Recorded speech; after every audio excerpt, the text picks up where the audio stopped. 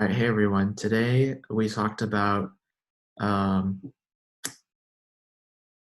the history of the LGBTQ community in America in the 20s and the 30s. So um, we read an article that talked about the history of the LGBTQ community in the 20s and 30s, and basically some main points to take away. I'll share my screen.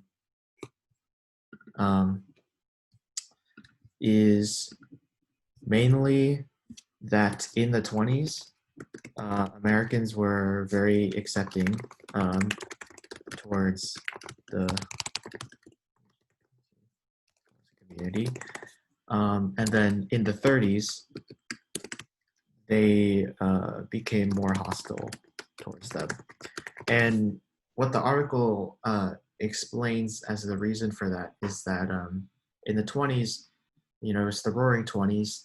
We just won World War One. We're very economically prosperous, right?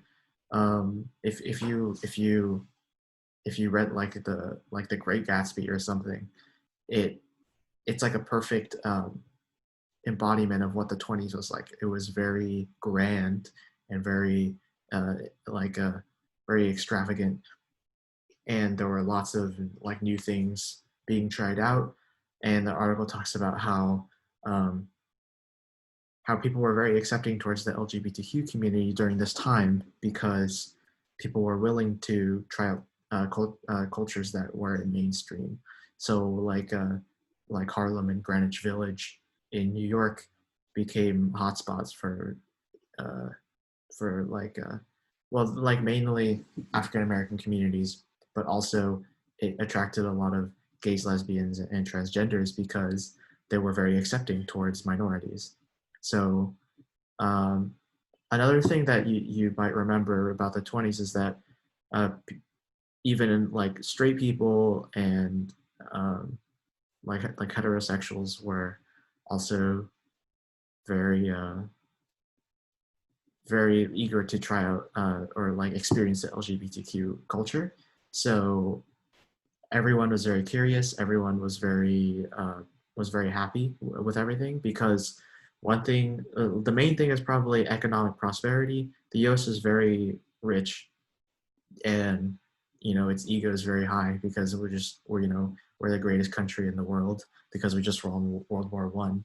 So everyone feels united.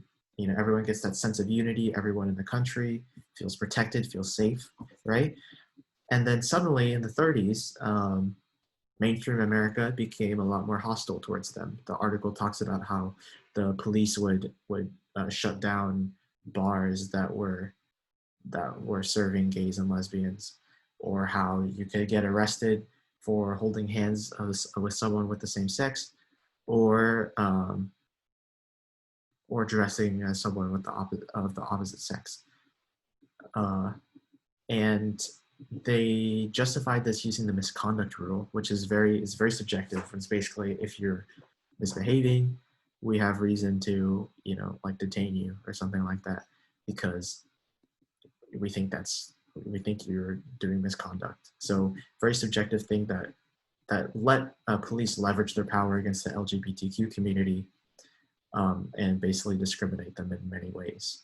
And it led to the point where the people in the LGBTQ community would be afraid to report like violent crimes against them because they were afraid that they would be arrested instead of the attacker. So it was very hostile times towards them in the 30s. And so the question is, why was there this big shift from the 20s to the 30s towards the LGBTQ community? And it's kind of an open-ended question, but what the article seems to indicate is that um,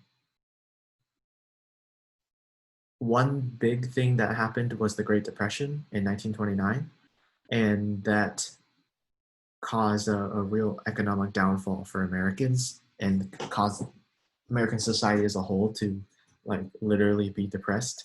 And when everyone is struggling to survive, everyone's losing their jobs, people would naturally be less inclined of of things that are not traditional American values, if that makes sense. And it would also force the government to adopt more conservative policies uh, regarding the way they not only handle the economy but handle society. Uh, so it also talked about how like the mainstream movie industry would censor gays and lesbians in their movies and like not have them in there. And so this shift from a very liberal, open-minded America turned into a very traditional, conservative, value-oriented American society that was very hostile towards minorities and communities that were not mainstream. And as a result, the LGBTQ community definitely faced the wrath of American society.